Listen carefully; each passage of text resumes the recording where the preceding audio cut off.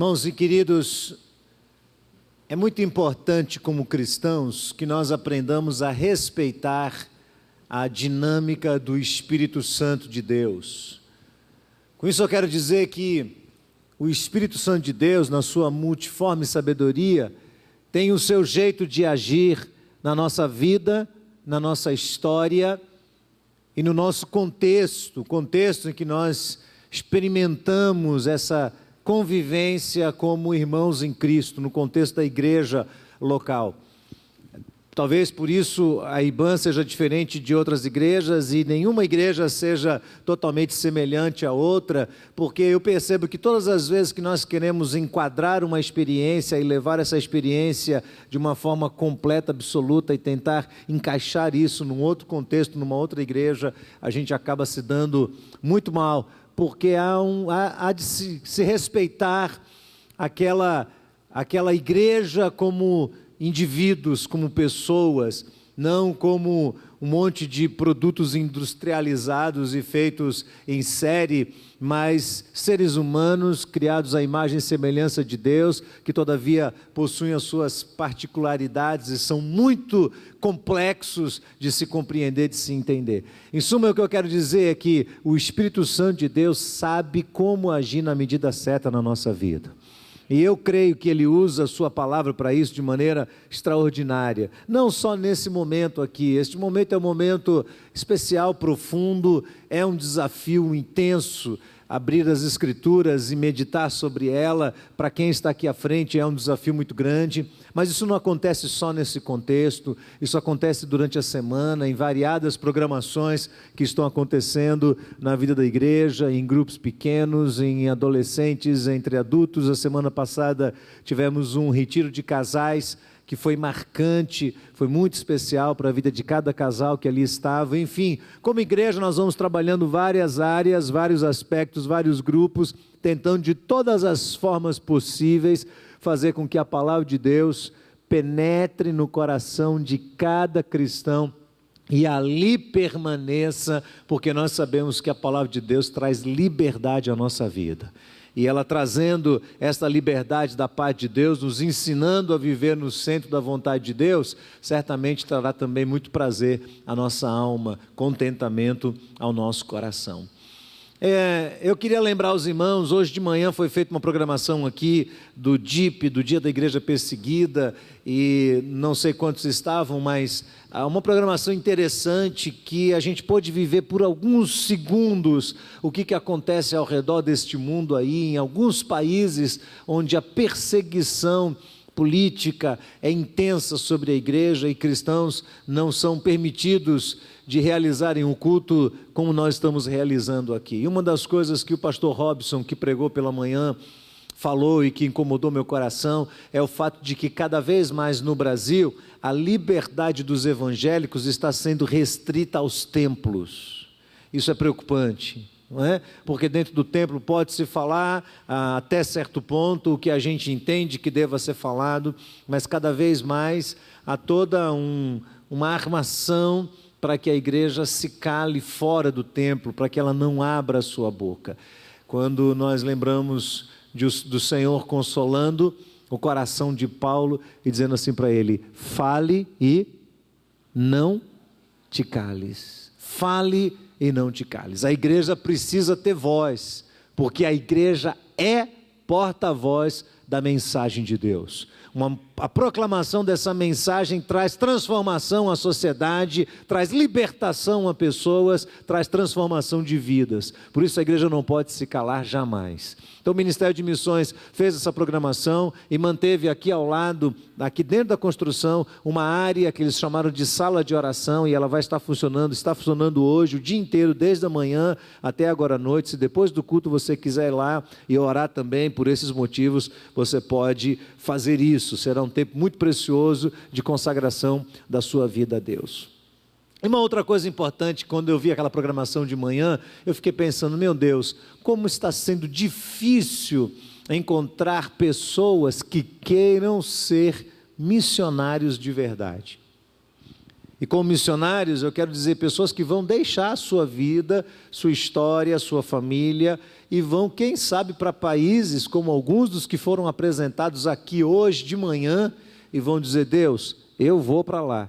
E como o irmão André fez no passado, e como tantos outros têm feito, ainda que alguns à custa da própria vida, eu quero sair daqui e eu quero ir para um campo missionário e quero dedicar ao Senhor o meu coração para pregar o teu evangelho, não num lugar fácil. Eu tenho encontrado um monte de obreiros que querem morar numa cidade como Salvador, mas eu tenho encontrado poucos obreiros que querem ir para o interior da Bahia, que dirá para os países onde há perseguição evangélica. Tenho encontrado pouquíssimos seminaristas que querem assumir campos missionários. Nós estamos com 2 campos nossos precisando de obreiros, e a gente não consegue encontrar. Há uma dificuldade muito grande. E aí eu fico pensando que grau de compromisso essa turma tem com a palavra de Deus mesmo. Bom, aí é um outro assunto para a gente pensar num outro horário. Respeitando, irmãos, essa dinâmica do Espírito de Deus, eu tenho observado algumas coisas aqui na igreja.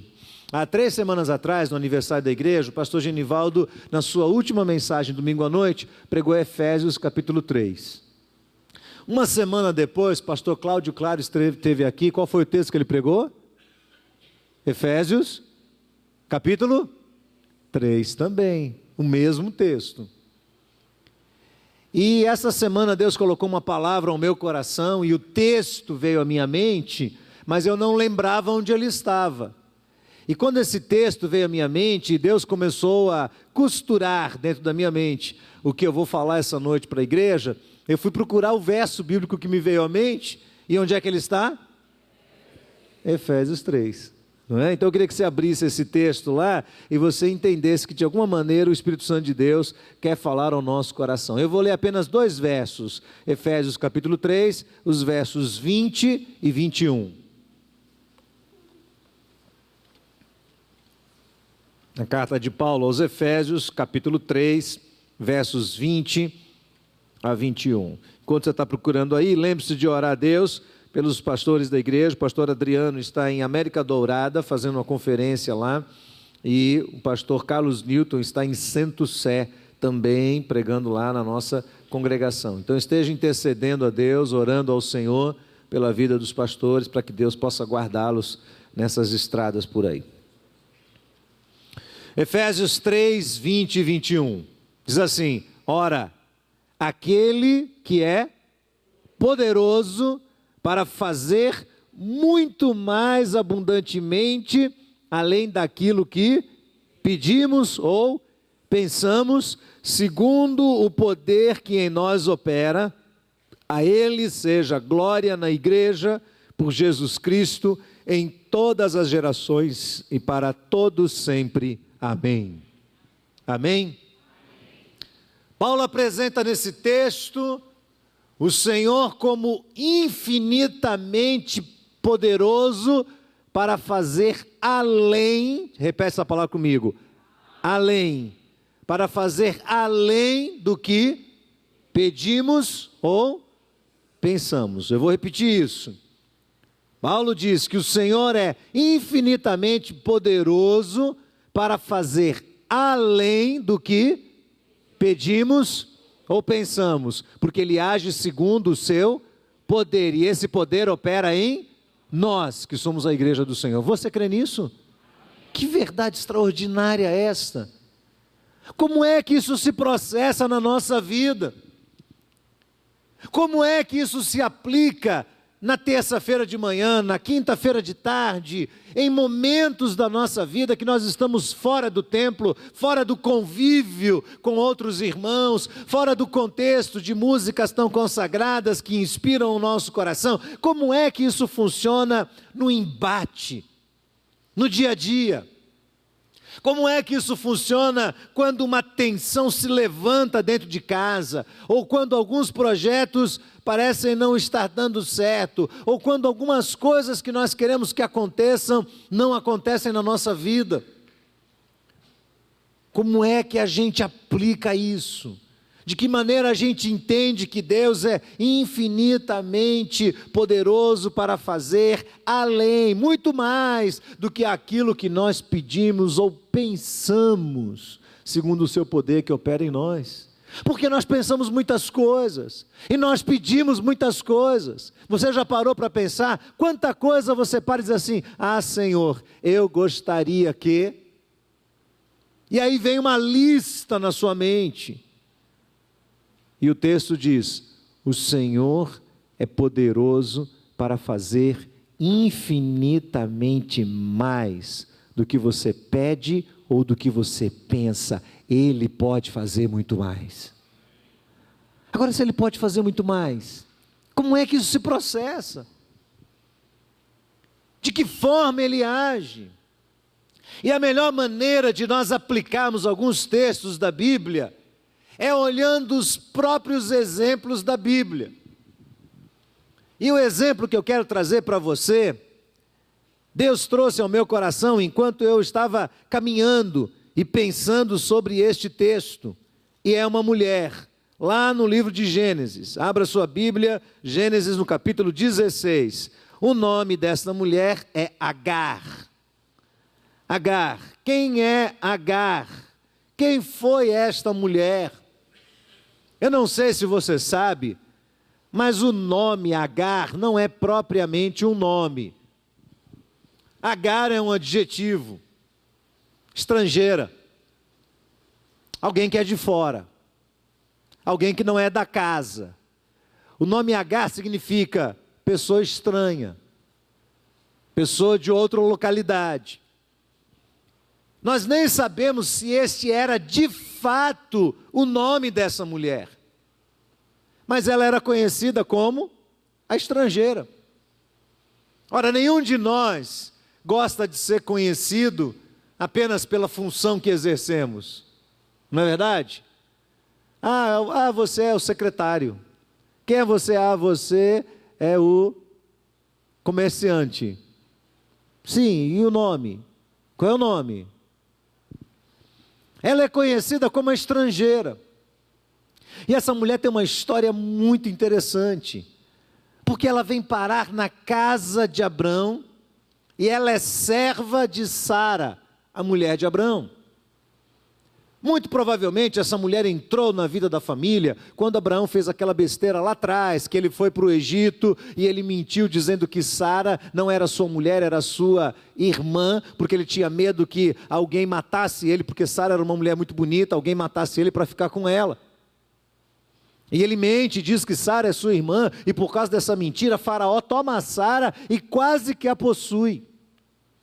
E Deus intervém na história, e Faraó chama Abraão, repreende Abraão, mas ele teme a Deus ali, e ele não despede Abraão de mãos vazias, ele dá a Abraão animais, ele dá riquezas, e ele dá também servos e servas, e aí nesse meio vem Agar, vem junto, e vem parar na casa de Abraão, e ela faz parte do harém de Abraão, e serve a mulher de Abraão. Acontece que Sara, a mulher de Abraão, é aquela mulher ansiosa. Você já viu mulher ansiosa na vida? Quem já viu mulher ansiosa aqui? Coisa rara. Coisa rara ver uma mulher ansiosa, não é? E Sara quer ter um filho, ela quer ter um filho, ela quer ter um filho, e os anos vão passando, e ela vai dando aquele desespero, aquela angústia, ela quer, e parece que ela não escuta mais. E Deus chama Abraão e diz: Abraão, eu vou levantar um descendente através da sua vida. E Sara escuta essa promessa, e ela não acredita, ela ri, e ela é resistente a algo que Deus está falando que Ele vai fazer. Mas parece que Sara não consegue entender isso. E a ansiedade de Sara faz com que ela queira, num determinado momento, ajudar Deus. Você já viu gente tentando ajudar Deus? Dá uma forcinha para Deus, né? Ver se Deus se apressa logo, porque afinal de contas, de vez em quando Deus dorme no ponto. Sara quer ajudar Deus. E ela chega para Abraão e diz: Abraão, você está ficando velho, o tempo está passando, vamos resolver esse problema logo, vamos dar um jeito. Cuidado, cuidado. Seja você mulher, seja você homem, seja lá quem for. Quando nós queremos obrigar Deus a fazer determinadas coisas, ou pior ainda, quando nós começamos a articular a nossa forma de pensar ou de agir para tentar resolver situações que Deus não nos autorizou. O nosso problema não é fazer o que Deus não falou, o problema é não esperar que Deus fale conosco. E aguardar no centro da vontade de Deus. Que Ele cumpra o propósito dEle, do jeito que Ele quiser na nossa vida. Sara está ansiosa. E ela chega nesse capítulo 16 para Abraão e diz, olha, vamos dar um jeito nisso, tem aqui uma moça, uma estrangeira, uma empregada egípcia, pega essa menina aí, deite-se com ela, e o filho que ela suscitar, esse vai ser o descendente de Deus para a gente. E o tonto do Abraão aceita. Não é? Isso cria um problema tremendo, um tumulto em família. Muito bem. Abraão deita-se com Agar engravida, depois ela, grávida, já não trata mais a senhora dela com o mesmo respeito, com o mesmo temor de antes, ela já se sente íntima, ela já se sente da casa, ela já se sente do meio, ela percebe que ela já tem alguns direitos, então ela começa a exigir que esses direitos sejam colocados em prática, e Sara fica furiosa com ela, e o texto diz que Sara a afligiu. Você sabe o que é uma mulher ansiosa e depois nervosa afligindo outra? Era Sara fazendo isso com Agar. E Agar foge da presença de Sara, porque Sara chega para Abraão e diz assim, Abraão, eu não suporto mais essa mulher, o meu agravo seja sobre você, essa mulher que eu coloquei aí na sua cama. E Abraão diz assim, olha, ela é sua serva, faça com ela o que você quiser. E ela aflige aquela mulher, e a mulher foge. E o verso 7 diz que o anjo do Senhor encontra essa mulher junto a uma fonte de água no deserto, junto à fonte no caminho de Sur, e disse, Agar, serva de Sarai, de onde vens? Para onde vais? E ela disse, venho fugida da face de Sara, minha senhora. Então lhe disse o anjo do Senhor, torna-te para tua senhora, humilha-te debaixo das suas mãos. E disse mais o anjo do Senhor, multiplicarei sobremaneira a tua descendência. Repita essa palavra, descendência, mais uma vez, descendência, ok? Grava essa palavrinha na sua cabeça. Multiplicarei sobremaneira a tua descendência, que não será contada, por numerosa que será. E disse-lhe também o anjo do Senhor, eis que concebeste, darás à luz a um filho, chamarás o seu nome Ismael, porquanto o Senhor ouviu a tua aflição. E ele será homem feroz, a sua mão será contra todos, a mão de todos será contra ele, ele habitará diante da face de todos os seus irmãos. E ela chamou o nome do Senhor, que com ela falava, tu és o Deus que me vê, porque disse, não olhei eu também para aquele que me vê? Por isso se chama aquele poço de Beer-lahai, que está entre Cádiz e Bered. E Agar deu à luz a um filho a Abrão. E Abrão chamou o nome do filho que Agar tivera de Ismael. E era Abrão da idade de 86 anos, quando Agar deu à luz a Ismael. Observe bem a situação, a circunstância. Essa mulher vai, entra no meio dessa família, é envolvida nesse trama, tem esse filho. Antes de ter o filho é expulsa, o anjo diz volta, se humilha, ela volta, se humilha, vem para casa de novo e tem esse filho. Aí um pequeno intervalo com outros acontecimentos e essa história é retomada no capítulo 21, um capítulo que narra exatamente o cumprimento da promessa de Deus, o nascimento de Isaque, o filho que Deus verdadeiramente havia prometido a Abraão. Isaque então nasce. Sara, apesar da sua idade, por causa da promessa de Deus, concebe e tem esse filho, e ele é chamado de Isaque. O verso 5 diz que Abraão era da idade de 100 anos, quando lhe nasceu Isaque, o seu filho. Então disse Sara: Deus tem me feito riso, todo aquele que o ouvir se rirá comigo. E disse mais: quem diria a Abraão que Sara daria de mamar a filhos, pois lhe dei um filho na sua velhice. Cresceu o menino, foi desmamado. Então Abraão fez um grande banquete no dia em que Isaque foi desmamado, e viu Sara que o filho de Agar, a egípcia, a qual tinha dado a Abraão, zombava. O menino estava rindo do outro, ele era um pré-adolescente. E ele começa a rir do pequenininho.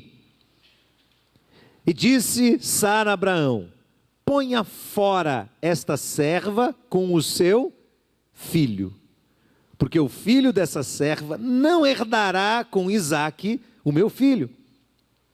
E essa palavra pareceu muito má aos olhos de Abraão, por causa de quem? Do seu filho. De quem era Ismael? Filho de quem? De Abraão. E Sara diz que ele é filho de quem? De Agar. Põe essa mulher para fora com o filho dela, porque esse menino não vai herdar os seus bens junto com o meu filhinho. Agora observe bem a situação. Abraão era poderosíssimo, era muito rico, tinha muito dinheiro. Abraão tinha muito gado, Abraão tinha muito ouro, muita prata, tinha muita coisa. Imagine você que agora Sara chega e diz assim: esse filho, que foi Sara quem foi atrás e articulou essa história, agora Sara diz assim: esse filho que não é meu e que não é seu, vai ser posto para fora. É injusto ou não é? Quem acha que é injusto aqui? Quem acha que é injusto jogar esse menino para fora? Hã? É injusto. Ele tinha direito à pensão, não tinha? Tinha. Se fosse nos trâmites da lei de hoje, Abraão ia preso. Ele não poderia fazer isso. E Abraão fica chateado. Isso parece mal aos olhos dele. Agora veja o que acontece. Verso 12. Porém, Deus disse a Abraão: não te pareça mal aos teus olhos acerca do moço e acerca da tua serva. Em tudo o que Sara te diz, o que é para fazer? Meu Deus do céu, Deus está a favor de Sara agora. Percebeu? Ouve o que Sara está dizendo. Ouça, Sara, porque em Isaque será chamada a tua descendência, mas também do filho desta serva farei o quê? Uma nação, porquanto ele é tua descendência. Deus não diz ele é filho de Agar, Deus diz ele é filho de quem?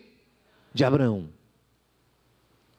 Não te parece estranho que num dado momento Deus tenha assumido esse risco de uma decisão tão complicada, de apoiar o ato insano de Sara?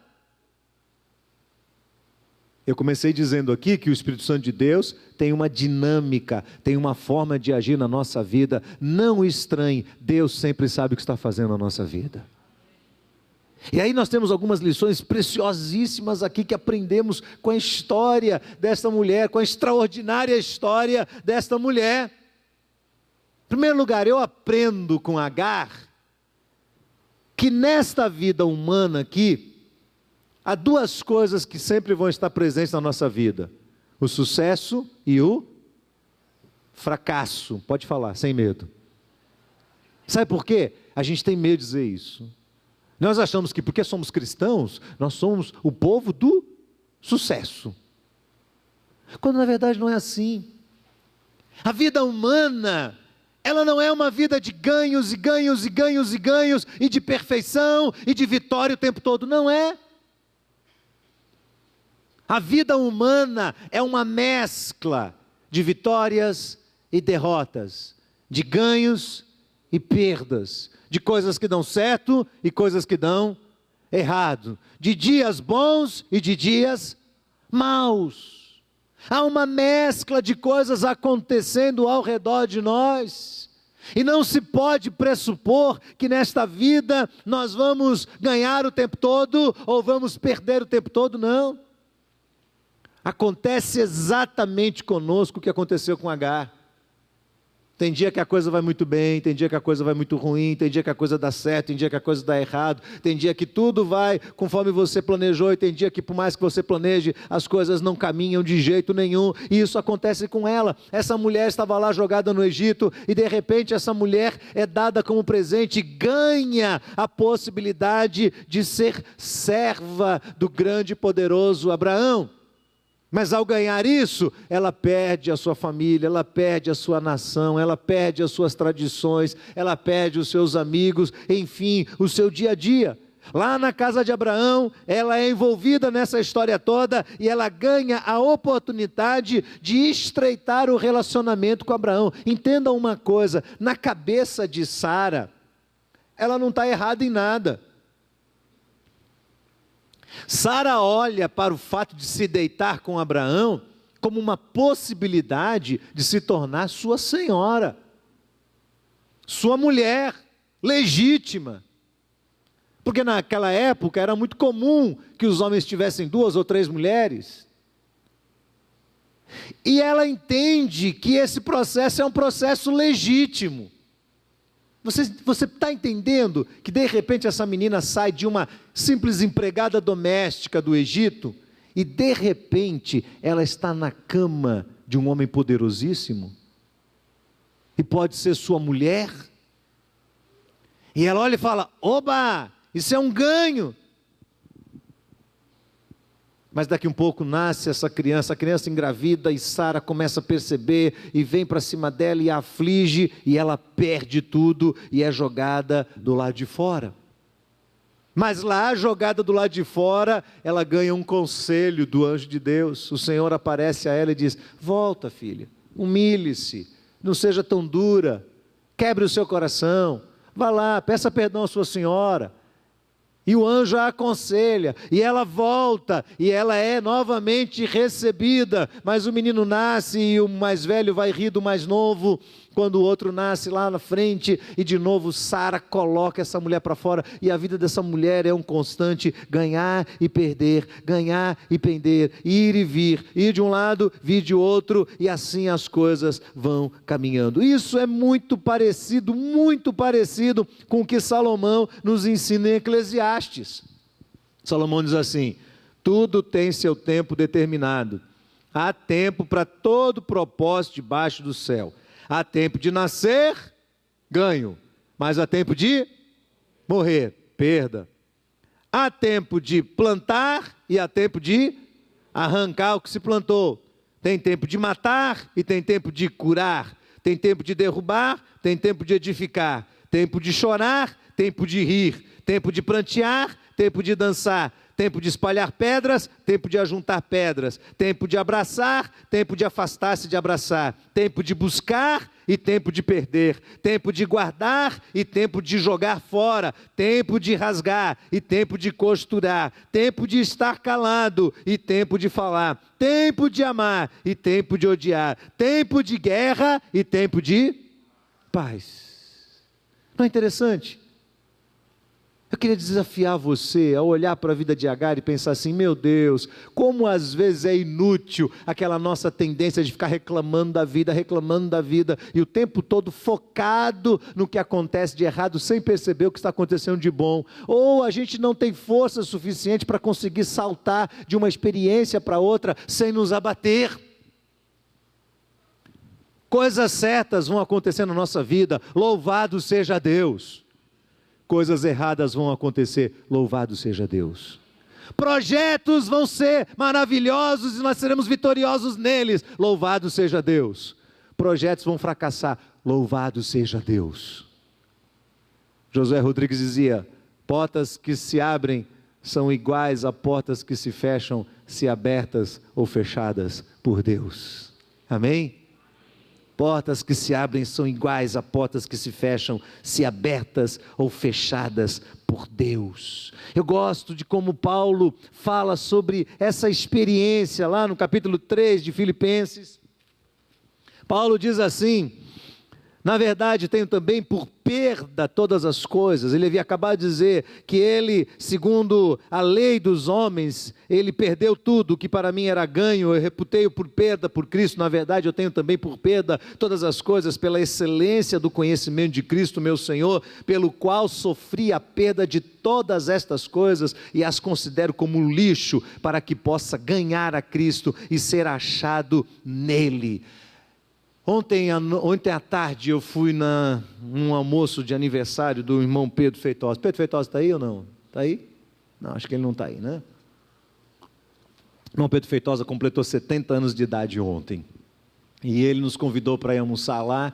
Quer dizer, a família convidou a gente, foi uma surpresa que fizeram para ele. E nós fomos lá e tivemos um almoço muito gostoso, alguns amigos muito chegados e próximos e tal, aquela coisa. E depois no final fizemos uma roda e cada um falou o que pensava sobre ele, como era um exemplo de vida e tal, e depois deram a palavra a ele. E eu conheço o Pedro Feitosa já há 23 anos, e eu o conheci num período muito dinâmico ainda, trabalhando como cirurgião dentista e como diácono na Igreja Sinai, pregando muito e pregando nas congregações e dando aula na escola bíblica, e sempre muito dinâmico. Eu sempre gostei muito de vê-lo pregar, de ouvi-lo, aprendo muito com ele. E aí, de um tempo para cá, ele está sofrendo de uma doença chamada Parkinson, e Parkinson vai debilitando um pouco a pessoa. Isso, inclusive, o impossibilitou de exercer a sua função enquanto cirurgião dentista. E, claro, se ele não tivesse o Parkinson, provavelmente estaria trabalhando até hoje com a mesma habilidade com que sempre o fez em toda a sua vida. Mas foi interessante porque quando passaram a palavra a ele citou 2 textos da palavra de Deus. Ele citou quando Paulo diz em Gálatas: ninguém me moleste, porque eu trago no corpo as marcas de Cristo.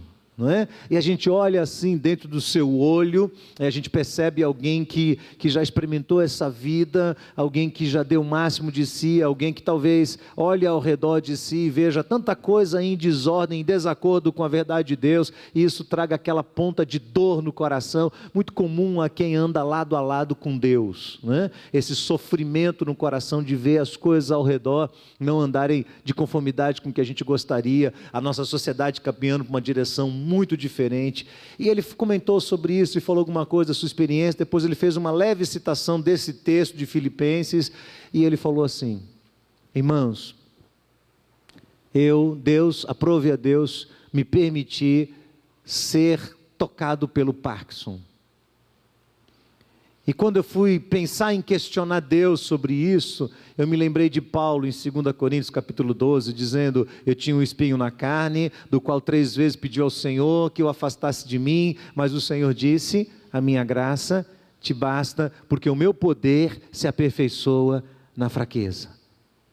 E aí ele disse assim, e aí eu percebi uma coisa, que a graça de Jesus era maior do que o Parkinson. Então, se eu preciso do Parkinson para que a graça de Jesus seja mais abundante na minha vida, entre o Parkinson e a graça, eu fico com o Parkinson para permanecer com a graça. Eu ouvi aquilo e disse: é isso, é exatamente isso.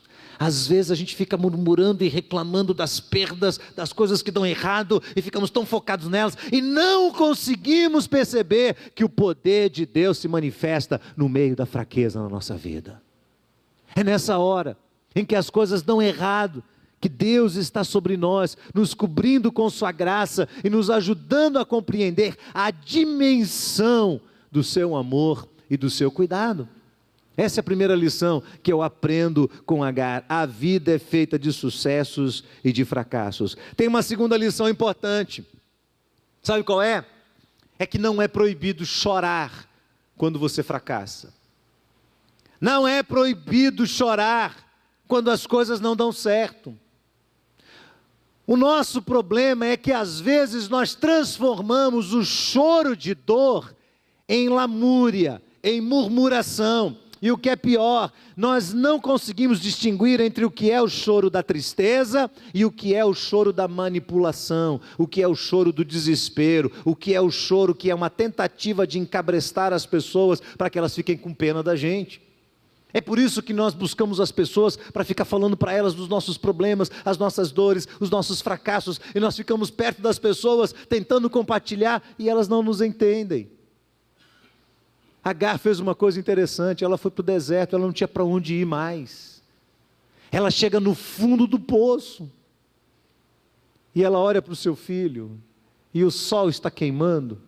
E olha só, Abraão era poderoso e rico, mas na hora de despedir, ele dá na mão dessa mulher um odre de água e um bocado de pão. E isso acaba no caminho. E ela olha para um lado, olha para outro, olha para a vida dela e fala: que vida é essa? Que vida é essa que eu estou vivendo? Ganhos e perdas, ganhos e perdas, ganhos e perdas, e agora perdi tudo, tudo, tudo. Estou aqui jogada nesse deserto, eu vou ver meu filho morrer. E o texto diz que ela vai e coloca ele embaixo de uma árvorezinha seca lá de um lado, e ela vem cá longe de outro lado e fala: não quero nem ver. A hora que o sol começar a cozinhar os neurônios desse menino, e ele começar a ter convulsão e cair no chão, eu não quero nem ver. Ela chega no fundo do poço e começa a chorar, chorar, chorar, chorar, chorar na presença de Deus. Volte lá comigo no texto.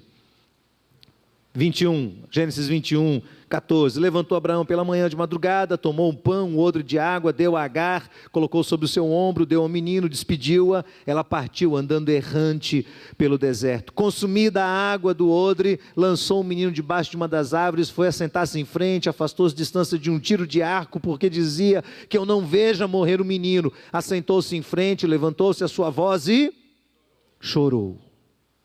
Ela levantou a voz e chorou. Verso 17 diz: e ouviu Deus a voz do menino, que também estava chorando. E bradou o anjo de Deus a Agar desde os céus, e disse-lhe: Agar, o que tens? Não temas, porque Deus ouviu a voz do menino desde o lugar onde está. Ergue-te, levanta o menino, pega-lhe pela mão, porque dele farei uma grande nação. E abriu-lhe Deus os olhos, e ela viu o quê?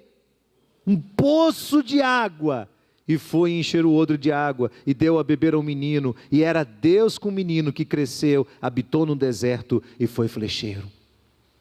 Olha só o que está acontecendo aqui. Essa mulher vai clamar, ela vai chorar de angústia, de tristeza, na presença de Deus. Ela não chora nem na frente do menino, ela vai chorar diante do Senhor. E o texto diz que Deus ouve aquele choro. Ouve o choro da mãe, ouve o choro do filho, e o Senhor vem e socorre os dois. Quando você tem que chorar, você chora com quem? Quando você tem que colocar para fora aquilo que está pesando no seu coração. Lá em Marcos, capítulo 15, verso 34, o texto diz que Jesus, naquele momento de angústia, ele dá um grito ao Pai, ele diz: Eloi, Eloi, lama sabachthani, que significa o quê? Deus meu, por que me desamparastes? Aquela angústia da alma, que sobe na presença do Todo-Poderoso. Eu me lembro de ter passado por algumas experiências dessas já na minha vida, várias vezes, e uma delas foi marcante para mim. Eu estava no meu primeiro ministério, lidando com uma igreja pequena, difícil, um trabalho novo, e eu estava ali confuso, com muitos problemas, e estava desanimado, e não sabia para onde ir, e estava meio aflito. E um dia à noite eu peguei o meu carro, e eu saí da cidade pela estrada da cidade. Eu morava bem perto da saída da cidade, e eu peguei a estrada, e tinham 12 quilômetros da cidade até o trevo onde cortava a principal estrada do estado. E eu fui por aqueles 12 quilômetros no carro, angustiado, e aí eu comecei a orar, e à medida que eu fui orando, eu fui sentindo um desejo de gritar, e eu olhei e me certifiquei que os vidros do carro estavam fechados, e os vidros estavam fechados, e estava escuro, e não tinha ninguém, eu estava sozinho no carro, e eu comecei a gritar: Deus, Deus, me socorre, Deus, eu não sei mais o que fazer. E eu estava ali chorando, e gritando, e de repente eu estava dando gritos enormes, e quando eu percebi, eu cheguei no trevo 12 quilômetros depois, Encostei o carro no acostamento, parei no acostamento, desliguei o motor do carro, aquele silêncio absoluto, não ouvi mais nada, só os grilozinhos. E naquele momento, Deus colocou uma música no meu coração, e a música dizia assim: basta que me toques, Senhor, para minha alma cansada vencer, se a noite escura está, tua luz me guiará, basta que me toque, Senhor. Quem conhece? Levante a mão. Vamos cantar?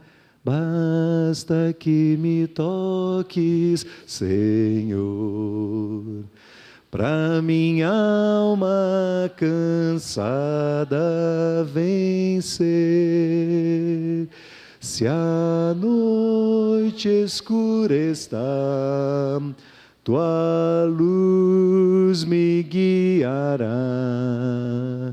Basta que me toques, Senhor. Aí eu cantei uma vez, cantei duas, liguei o carro, engatei, saí e continuei cantando, fiz a volta no trevo, e quando eu pisquei o olho, eu estava dentro da cidade. E eu me lembro que eu cheguei na frente da minha casa, desliguei o carro, quando eu desci, meu vizinho olhou para mim e falou assim: nossa, você está com uma fisionomia tão boa. Eu estava zen, não é? Eu não tinha resolvido nenhum dos problemas, mas eu tinha aberto meu coração com Deus Todo-Poderoso. Sabe como é? Você joga o seu coração na presença de Deus e Ele consola o seu coração. Você abre, você chora, você clama e Ele traz alegria, um alento, e Ele traz esperança de volta para dentro do seu coração. É isso que Deus faz, é isso que Deus faz. Por isso que não é proibido chorar de tristeza na presença de Deus. Mas eu tenho uma terceira lição. Eu aprendo com esta mulher também que Deus nos socorre em tempo oportuno. Eu gosto de usar essa expressão, é a expressão que Paulo usa em 2 Coríntios capítulo 6, verso 2. O Senhor faz algo em tempo oportuno, não é? É uma oportunidade de Deus, é uma conveniência de Deus, é num tempo favorável, é num tempo apropriado, é num tempo dentro do propósito definido de Deus. Como disse Salomão, há tempo para todo o propósito de Deus debaixo do céu. O Senhor pegou Agar e levou Agar ao máximo do limite dela. Dali para frente não tinha mais o que fazer, somente Deus poderia socorrê-la, e Deus fez isso. Deus socorre aquela mulher, no momento em que ela não tem mais o que fazer, ela não tem mais para onde ir, acontece algo estranho. Olha, um pouquinho atrás tinha o deserto e duas árvores, distantes uma da outra, distância de uma flecha.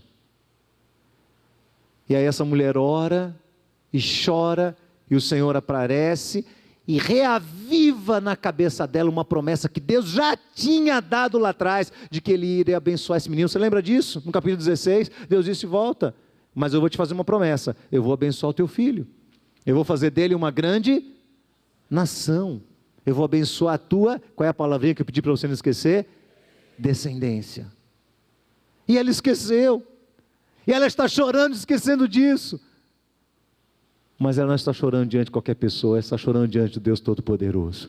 E quando o Senhor levanta os olhos dela e seca as lágrimas dela, e esfrega o olho dela, o que é que ela vê? Um poço de água. Irmãos, onde é que num deserto tem poço de água? São coisas que só Deus faz. Deus é o Deus dos impossíveis. Nós começamos este culto lendo o texto que diz: o Senhor é infinitamente poderoso para fazer muito mais do que pensamos ou pedimos. Ele vai além. E o Senhor abençoa essa mulher, e ela esfrega os olhos, e ela enxerga um poço no meio do deserto. Este é o Deus que nós conhecemos, o Deus que abre portas no deserto, o Deus que abre poço no deserto, o Deus que faz coisas que ninguém pode fazer. Quando você chega lá no fim da sua trajetória, Ele olha para você e diz assim: não acabou, é só o começo daquilo que eu ainda vou fazer na sua vida. E Deus abençoa aquela mulher e supre a sua necessidade, e a provisão de Deus vem sobre a vida dela, como vem várias outras circunstâncias na palavra de Deus, como Moisés recebe a provisão de Deus ali na cara daquele mar vermelho, com o exército todo vindo atrás, e vem a provisão de Deus, como Abraão recebe a provisão de Deus, quando levanta aquele cutelo para imolar Isaque, e o Senhor diz, não precisa, tem um cordeiro aqui. Ou como manifestou ao moço de Eliseu, quando cercados pelo exército dos inimigos, o moço diz, meu Deus, e agora? E Eliseu diz assim, Senhor, abre o olho desse menino, Senhor, abre o olho desse menino, para que ele enxergue além do que está acontecendo aqui. E quando acontece isso, o menino olha e diz, uau, os cavalos e os cavaleiros, ele consegue enxergar a presença de Deus ali. Não é? Coisas extraordinárias que vão acontecendo na palavra de Deus, que mostram a sua provisão. Agora, presta atenção, Deus não nos socorre no nosso tempo, Ele nos socorre no tempo dEle. Por quê? Porque o tempo dEle é melhor. O tempo dEle é melhor. Está demorando. Deus está tratando, irmão. Tem gente que fala assim, por que Deus não resolve logo? Por sua causa. Você tem que se deixar tratar por Deus. Você está sendo tratado? Está sendo tratado por Deus?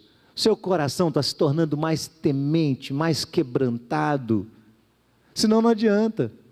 Deus vai continuar esse tratamento, vai continuar prolongando. Deus não vai agir no nosso tempo, Ele vai agir no tempo dEle. Isso é o tempo oportuno, o tempo de Deus.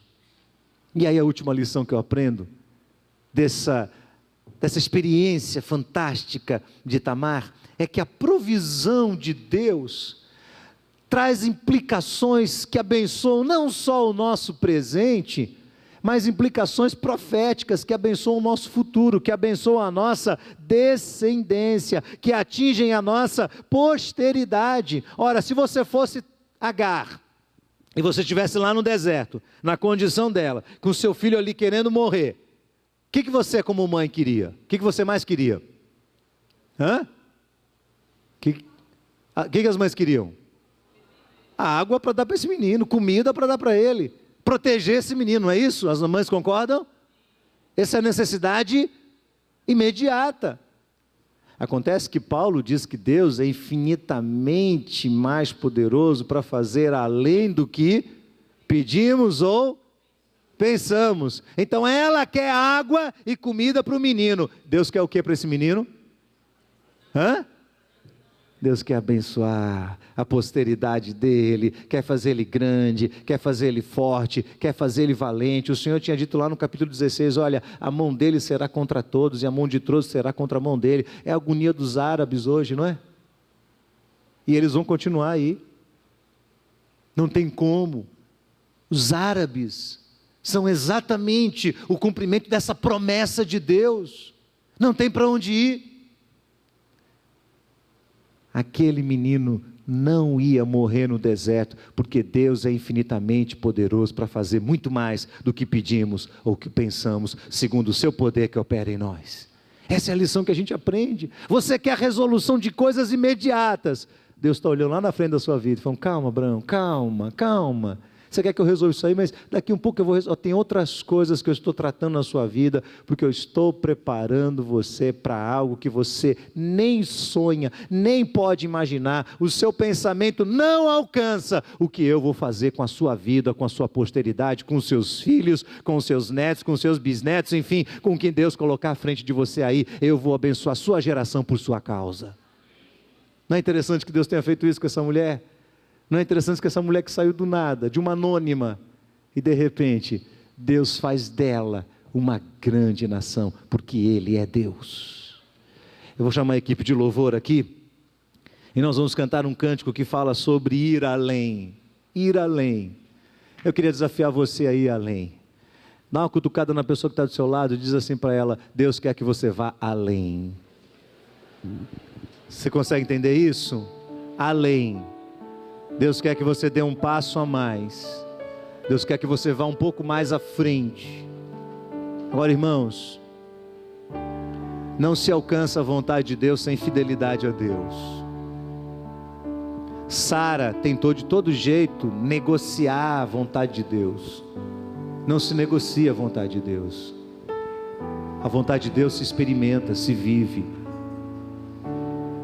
Tem gente que está atrapalhando sua própria vida, porque está forçando a barra por atalhos que Deus não mandou você entrar.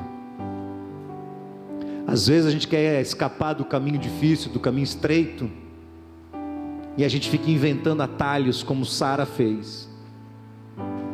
E Deus não quer isso da nossa vida. Deus quer que você aprenda a trilhar no centro da vontade dEle. Ainda que o caminho seja estreito, ande no centro da vontade do Senhor, em obediência ao Senhor, porque aí você vai experimentar o poder de Deus, que vai fazer infinitamente mais do que tudo quanto você pede ou pensa. O Senhor vai além com você. Mas você tem que manter o seu coração fiel. Não adianta você cobrar essa promessa de Deus se você está enveredando por atalhos perigosos, por decisões que você não esperou Deus responder, decisões que estão claramente violando princípios da palavra de Deus e que vão arrastar você para trás e não para frente.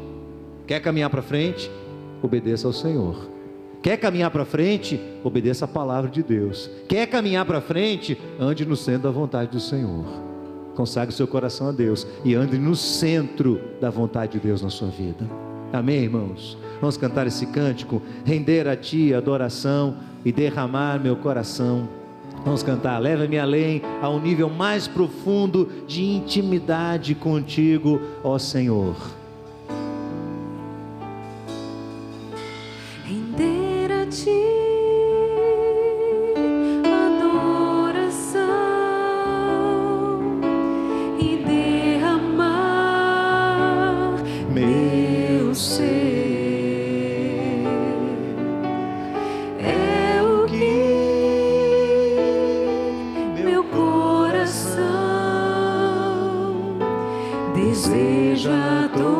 É isso que você quer toda manhã da sua vida, essa intimidade com Deus? É isso que você quer?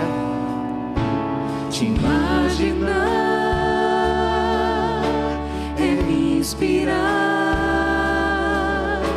pra te dizer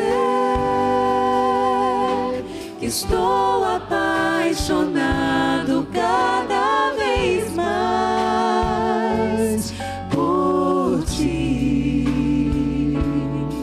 Senhor, Tu és incomparável, Teu nome é maravilhoso.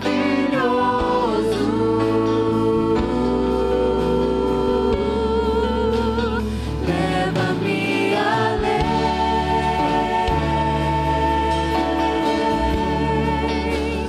leva-me além.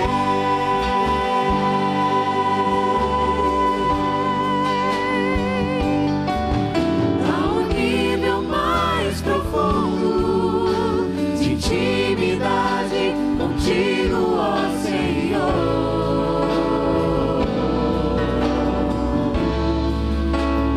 Leva-me além,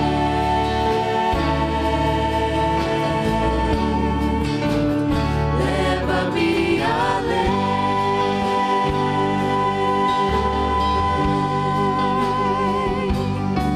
Que a minha vida flua mais da Tua unção, mais o Teu poder. Eu queria que você abaixasse sua cabeça nesse instante, fechasse seus olhos. Queria que rapidamente você fizesse uma análise no seu coração. Toda vez que nós somos confrontados com a palavra de Deus, nós temos diante de nós uma oportunidade de Deus, e nós não podemos desperdiçar as oportunidades de Deus. E a oportunidade de Deus hoje para a minha vida e para a sua vida traz alguns questionamentos que nos ajudam a avaliar essa nossa experiência de intimidade com Deus. Você tem sido uma pessoa vitimada o tempo todo pelo fracasso? Será que você tem conseguido enxergar com certo grau de naturalidade essa questão dos ganhos e perdas? Que você não vai ganhar o tempo todo. A tal felicidade que a nossa sociedade está buscando, a tal realização absoluta, isso não existe. Não existe. Esse mundo será mesclado de momentos bons, felizes, de contentamento, de alegria, com outros momentos difíceis, com algumas lutas, com algumas provas, com algumas tribulações, que a palavra de Deus já nos alertava para elas. Então para de ficar reclamando da sua vida, apegue o seu coração com o coração de Deus e siga pelo caminho que o Senhor tem mandado você seguir, sem medo de voltar atrás. Sem medo de voltar atrás. Não desista da sua vida, não fique tomando as circunstâncias erradas ou as circunstâncias de fracasso e com isso atrapalhando a sua comunhão com Deus. Aprenda a ser grato a Deus por todas as coisas. Agradeça a Deus pelas experiências boas que você tem. Agradeça a Deus pelas pessoas que amam você. Agradeça a Deus pela provisão de Deus, mas agradeça a Deus também pelas experiências difíceis. Agradeça a Deus também pelas pessoas que perseguem você, porque elas vão ser instrumentos preciosos de refinamento do seu coração. Aprenda a agradecer quando lhe faltarem alguns recursos, porque você vai depender de Deus como nunca na sua vida. O que mais? Chore. Não é proibido chorar. Chore. Mas chore com a pessoa certa. Chore na presença do Deus Todo-Poderoso. Não chore para ninguém ficar ouvindo. Não chore para constranger pessoas. Não chore para manipular as pessoas e fazer com que elas venham e queiram fazer aquilo que você gostaria que elas fizessem. Chore na presença de Deus. Tranca a porta do seu quarto, fecha a porta do seu carro, vá orar na presença de Deus. O Senhor vai ouvir a sua oração. Lembre-se que Deus nos socorre em tempo oportuno. Ele não nos socorre no nosso tempo, Ele nos socorre no tempo dEle. Por que Ele faz isso? Porque a provisão de Deus traz consigo implicações não só para o nosso presente, mas para o nosso futuro também. Deus não está interessado só em resolver os problemas pontuais da nossa vida. Deus está resolvido, decidido a mexer com o futuro da nossa família, a mexer com o futuro dos nossos filhos, dos nossos netos, a mexer com a nossa geração, com essa cidade. Deus quer usar você para fazer algo extraordinário. Que coloque seu coração diante de Deus agora.